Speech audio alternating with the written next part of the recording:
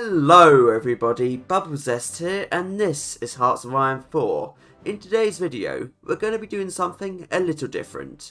I get a lot of requests for things to do in the What's the Point series, but quite a lot of them I haven't done. This can be for a multitude of reasons, but the main reason usually is, I don't think it will make for a long enough video. That changes today however, because welcome to the What's the Point Multimix, where we'll be doing 3 paths in one video. So, let's get started. However, before we go any further, there is one thing I need to address. I get a lot of requests for certain paths. Ones like Obedience Manchukuo, Francoist Spain, Peaceful Development for Bulgaria, and I haven't done them for one simple reason. The fact that they are the historical paths for those nations. In my opinion, that's a pretty good point to any of these paths. Sure, they might not be the absolute best paths, but they are the historical paths. You know, I can't really blame Paradox for making a bad historical path. You should blame reality for being dull. Alright, let's get started on our first actual path today, which is Orleanist France. Yup, we're finally doing it. Believe it or not, Orleanist France for some reason is the most requested path to do in this series. I don't know why that is, but let's see if we can't figure it out. Let's do the national block, and begin. Now it's time for a quick jump down the focus tree. Starting off, utilise the leagues. Oh my word. Italy's declared war on Alsa. This isn't a historical game by the way, if you couldn't tell. The Council of Rambouillet. Well, I thought Ethiopia had a chance this time, but I did not expect an Ethiopian civil war. And let's revise the constitution. And thus, here begins the most fun part of any monarchist French playthrough, waiting for constitutional revision to finish. You know, this is ridiculous in my opinion. If anything needs to be removed, it's this. It's not like Germany has to wait a year for the Kaiser to come back. It's not like Britain has to wait a year either. Why does France? Anyway, what should we do? Oh, I know. Have some fun with the French focus tree. Starting off with beginning our rearmament. At least while tension's that high. Alright, at least with this we have access to the laissez-faire. That's alright. And you know, right now I'm feeling quite bad for Ethiopia. They sold out to Italy just for Italy to fall to a civil war. Time to deal with our political violence problem, I think. The solution? Banning communism. On the positive, we can make that stab back by protecting the rights of man. Little Entente? Well, that's the first I heard of it. Well, at least you guys aren't my problem this time. Economic devolution will actually push us over constitutional reform. But, you know, it's better to not waste a focus, and 10% extra output is very nice. Finally, let's repeal that law of exile. We have 3 monarchs to choose from, but for us, there is only one. The House of Orleans. That being said though, considering the game we're having, we could do the legitimate heir and try and call Spain. I know the Carlists are probably about to lose, but we probably could have gotten them if we tried. But here he is, Jean III, the Duke of Orleans. So let's see what this focus tree actually has to offer, shall we? First up, first citizen of the state. Which is actually pretty good, it's unlimited stab. It's better than guaranteeing the constitution, I'll say that much. 10 extra stab? Nah. You know, it's funny. Despite Orleanist France being so rare, they actually have 2 potential leaders. I won't tell you about the other one though. You should go and watch Exploring Hoi4 Part 1 for that. Hint hint, hint hint. Well, that's a nice trait. Now let's do counteraction. Sure, that gets rid of fascist support, but I already banned it anyway. But I guess if you don't want to spend the extra political power, that's okay. I guess now for us it's the main event. No further humiliations. Gives us a faction and a war god against Germany. I'd assume if Italy wasn't in a civil war we'd get one on them too. And there we go, with our help the Italian Social Republic finally won. I supported them because I'd rather have them win than Mussolini. So what happens to Ethiopia? Oh, you poor guys. You poor guys. You sold out for Italy for nothing. And that's it. Seriously.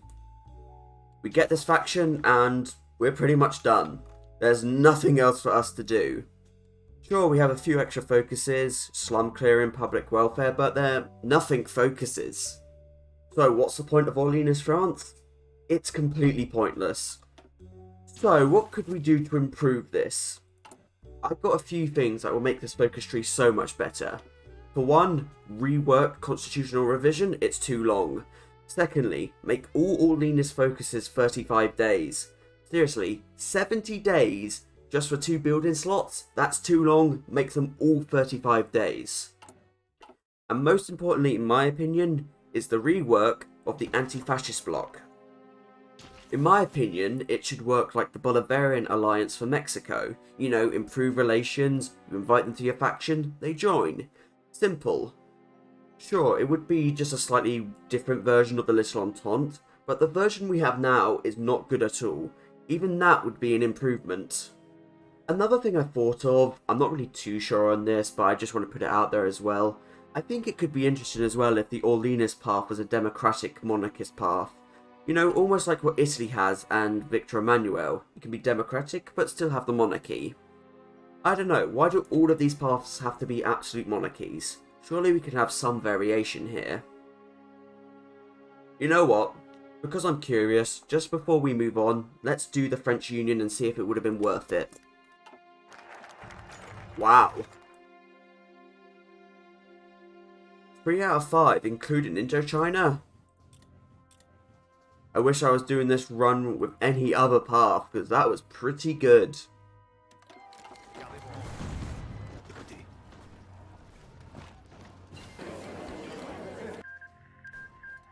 Well, that went better than expected, didn't it?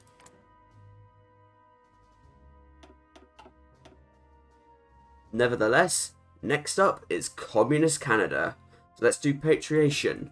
We need to be flipping as soon as possible. That's really gotten Britain's attention, so now let's really make sure they get the message by burning the royal portraits. That is mad, isn't it? At maximum, communist support could be going up for us 0.3 a day. I don't think there's much faster you can get in this game. Okay, now we're going to hold focus. We need to civil war ourselves out of here as soon as possible. Next up on this plan will be hiring ourselves the Communist Revolutionary. Anyway, prepare for civil war. We need to expand civil support as much as we can until we're under 50% stab. Going to see if I can now do a focus, so army modernization. Well, that's useful. Stab -5. Doing army modernization was a good idea. Now let's hold focus again. All we need is one more civil support. 50 PP, let's go. Workers of Canada, unite. And here's our new leader, Tim Buck. Don't have much to say on him actually. Apart from, he better have a son called Tim Buck too, otherwise that's just a missed opportunity. Anyway, how many cavalry can we afford? 11. That's good. We'll deploy them as soon as possible. Focus at this point. May as well do war bonds. And since we are communists and have 50 XP, there's one other useful thing we can do. Ideological loyalty, the manpower factory. May as well. Manpower for Canada is always a problem. Alright, 1 unit for Northern Quebec. 1 for New Brunswick. And the rest for Vancouver. Just need to run down those victory points. No point in fighting our fellow countrymen, just got to encircle them. I really wish we could do Defence of Canada regulations, but may as well do this Royal Sawar Commission. More PP. And before 1937, Canada is free, and the people have stood up in the Canadian Popular State. What sort of name is that? Oh well. Anyway, now let's get on the US border. and begin to spam out as many cavalry as we can afford. Which is not many, but are well max priority. Time for some fun with the Communist tree. Next up, the Communist Labour Total War Committee. 70 days for 2% extra output. Yep, you can tell this is a Together for Victory tree. Nowadays this would at least be 5, maybe 10. But nope, in the good old days of Together for Victory, don't want to be too overpowered, do we? No, no, no, no, no. We're going to supply the Red Army now? It's not like the Red Army is in desperate need of supplies at this time. Anyway, we're running a bit late. Let's go over to the Philippines and justify on them. 240 days, okay. Unusually now, we're actually going to join the Comintern via focus. That's actually one interesting change. Thanks to BBA, there's now this distance modifier. So these focuses that allow you to join a faction are actually kind of useful nowadays. So Stalin, what do you say? Thank you. And hey, this is actually a unique event. I guess back in the day they actually gave these little flares. And time for the final focus of this tree, supporting the World Revolution. This is an okay focus just because of the subversive activities cost. And that's it, the focus tree is done. We have nothing more to do. But hey, at least supplying the Red Army is better than defense scheme number 2. All that gives us is some forts and the rule that we can create factions. For focus at this point, we may as well finally start defense of Canada regulations. Justification's ready. And focus is done. Now normally at this point we'd probably declare on the US and go after them, take them down. The problem is we really do not have enough divisions for it. We only have 33. So what's the point of the Canadian Communist tree? There isn't one. The main problem with the Canadian tree is more related to Canada itself. It's the manpower problem. If you didn't know, we can't go up to limited conscription until we've done commit to the war. So there's no easy way for us to get more manpower or more units. Sure, we have Marx and his unlimited manpower, but at the end of the day, that's only like 26k manpower a year. That isn't that much. To take down the US like we plan to do requires around 72 divisions. If you remember the It's 1812 all over again guide I made, that's what I did. The unfortunate thing when it comes to the Canadian Communist tree is that the Fascist tree is a straight upgrade, thanks to supporting the blue shirts. That 2% extra recruitable population is so powerful, I would honestly suggest going fascist every single time as Canada. So what should be done about that? Quite simple. Give the Communist tree a version of the blue shirts, and then it won't be a direct downgrade to go communist. Also, while we're on the subject, why doesn't Communist Canada have access to concessions or demand in Newfoundland and Labrador? Paradox reworked this recently. Why didn't they give the Communists access to these two focuses? There's literally no reason for them to not have them. Alright, let's declare on the US anyway. I know someone will want me to. We don't have a lot of Canada guarded, because we just didn't have the divisions to spare. So the US can literally just go through our back door. I know, someone will say, oh, but you should have put units there then, Bubbles. But then the reverse is also true. The US would have some divisions here right next to our major cities. So it's a kind of a lose-lose situation when we have so few divisions. And there, we've barely gone a month. We've lost 45k manpower. That's like half of what we have. This is unwinnable. There you go. Just walk in. God, it feels like the US is almost taking pity on us because they're not even walking into us. Well, I don't have all day to see Canada invaded, so let's move on to the final country. And here we are, the Soviet Union. What could we possibly be doing here? Well, it's covert support for Spanish POUM. Now, if any of you know your Bubble Zest history, we've actually done this before, in aligning the Zenoviites, but we haven't actually done its intended effect. As you can see, what it actually says, if the POUM wins the Spanish Civil War, they will come to our age during our Civil War. So that's what we're going to be doing. Let's do the path of Marxism and Leninism and get started. Okay, we're going to be making a detour to NKVD primacy next. And to no one's surprise, next up is the right opposition. Yep, I found a way to play them again. The collectivization process has been a disaster. Let's reverse it. And here's the Spanish Civil War. As usual, we're going to send 6 mountaineers and air volunteers. Additionally, however, though, we're going to begin to justify on nationalist Spain. The easiest way to pull this off is to justify on them and help Republican Spain directly. So Galicia, 120 days. Now, of course, you probably could do this without doing any of this, but I'm trying to do this quickly, you know? Don't have all day. And speaking of the Civil War, let's finally help that POUM. While we wait for them to rise up, let's gain some support for ourselves. Military support. And of course, let's prepare some covert depots.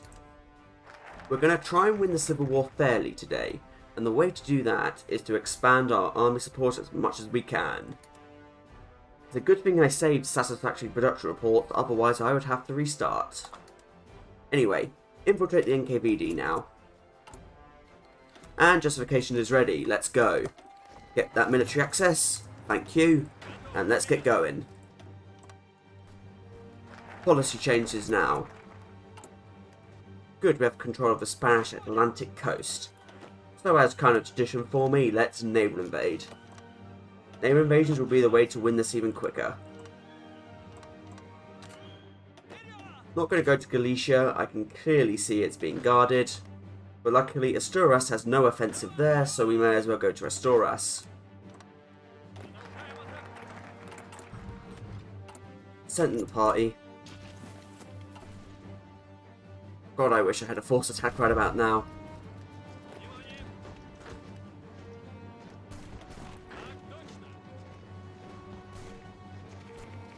And here's the Spanish commune itself. Right, we can help them in many ways, starting off by organising popular speeches. Was kind of hoping to have this finished by now, but clearly not. Oh well, nothing I can do. Just gotta let this finish. Anyway, just for no reason, I'm gonna start justifying on Republican Spain for, let's say, Granada. And Rokossovski has made it into Oviedo. Let's assign his whole army there. And to no one's surprise though, we have to siege A Coruña. I swear, some things never change, no matter what run I'm doing. For focus at this point, I'm just going to do whatever until it's time to do coup d'etat. This is an interesting one. Look at this. If we send military advisors to Spain, we can actually replace them with our own agents. And that is a powerful buff. Wow. I think that might be the strongest national spirit in the game. 15 attack, 25 defense, 15 breakthrough. Woo, that's powerful. Let's work towards it. Okay, justification on Spain is ready, but we're not. So we need more time. Right, we're out of time. We're having to leave Spain now. Oh well. We're out of time on the justification. Well, I let my justification expire, because I still have units in Spain. Great. Yeah, that's a fail on my end, but whatever. Finally! That took way too long. I'm taking their fleet. There's nothing you can do to stop me. Whoops, should have taken the other one. Oh, that's great. Right, I'm going to set up my base now. Archangelisk. Right, let's go. This should not take long. And there's the military conspiracy. Tukhachevsky, gone. And with that, one of the main upsides of the Soviet Civil Wars, keeping generals alive, has been lost. Yay. So whatever units we're going to get better be good, because the trade-off has been quite severe. And back to A Coruña we go, as well as Vigo. Hey, at least Valerie fell without a fight. Another one? God, Stalin's out for blood this time, isn't he?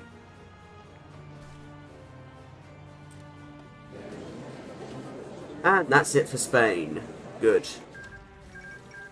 The POUM has won. And let's finally do coup d'etat. It's been too long. And we have good news from Julian Gorkin. The PUOM will organise various volunteer divisions to aid us. Good news. But hey, we have at least 71% support of the army, so our victory should be guaranteed. I love that Stalin wants these guys gone at the very, very end. I'm taking the political power hit. Alright, Rykov, let's do this. So, this is what we got. 96 of the starting divisions, and how many extra? 53. Damn. Okay, here are the Barrier Boys. There are the Bucharest Peasant Militia. And presumably these are all the POM divisions. Yes. So this is what we've been waiting for. And to be honest, they're not that good. Look at this template. Tiny. This template, tiny. The only one that's sort of good is the Special Brigade. Because at the very least, it's okay-ish. The problem is though, you saw what we had to do to get here. We lost Tukhachevsky, we lost all of our field marshals. This is not a good trade. Not at all. In fact, this is all we have left now. I will admit there is probably a version of this run I could do where I didn't run out of that many generals. But you know. We have so many divisions we can actually afford a second army group. I have never seen that when doing the Soviet Civil Wars. So I guess that's something different. So let's get going. It's not like Stalin can really hold us for that long. He only has up to 39 divisions. Hopefully we can get some generals to defect to us. We'll really need it. So many troops desertions, but no generals. How unfortunate. Well, that didn't take long. I didn't even get to finish Power of the Peasantry. Well, I will admit that was a very quick Soviet Civil War, and I didn't cheat it. But was it worth it? No. Not at all. To be honest, this is another situation I find where doing the coup would be better. I still think doing the Civil War is better than doing the coup, but the coup is better than doing this. Which brings us back to our original question. What's the point of covert support for Spanish POUM? There is no point. If Paradox wants to improve this, they actually have a good basis already. They should make it like Vanguard of the True Revolution in Trotsky's tree. Because while these divisions are weak too, at least you don't have to go so far out of your way to get them. The problem is, with the way the Soviet and Spanish Civil Wars work, both of them you want to start and finish quickly. Waiting around for something like this is not really worth your time. Even in something like multiplayer, I couldn't recommend doing this. So, until next time everybody, I thank you for watching. Do hope you've enjoyed it. Let me know what you think of this concept of the What's the Point multi-mix. I might do a few more of these if this goes down well and people are receptive to it. However, until we meet again, from me, Bubble Zest, goodbye.